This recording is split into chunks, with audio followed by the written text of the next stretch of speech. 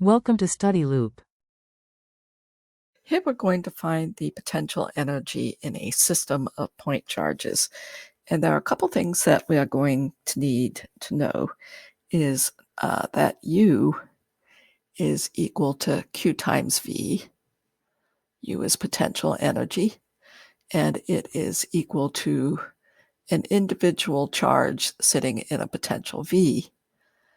We'll also need the V of a point charge is, we'll call it big Q times K over the separation R. So in terms of putting the system together, it usually thinks about bringing it together in steps. So we'll call these charges 1, 2, and 3, even though they are all identical. And the first step is to bring charge 1 in from infinity and place it at its location on the equilateral triangle. That then has no potential energy because it's not interacting with anything. So that's not too exciting. But then you bring in charge number 2, and now there is an interaction. And let's call this U0, and we'll call this U1, 2. And we now have the product of the two charges with the electrical constant. The two charges are the same, and they are separated by the length of the triangle.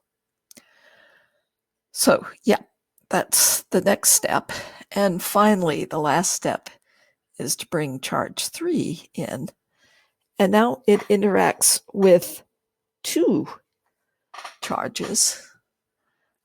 So we have a U23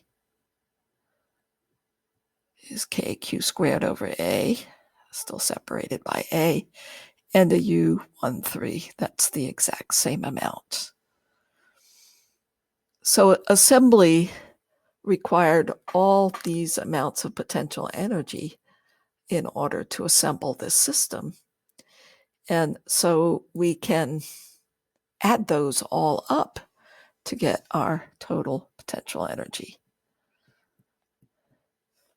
U0 is kind of uninteresting, but we'll write it down just so you recall where it came from. And let's see, there are 3 equal terms. That's nice because the charges are all the same. The separations are all the same. And that makes it easy, but the process, thinking through it, would be the same if they were all different, separated by different distances. And now it's just a matter of evaluating.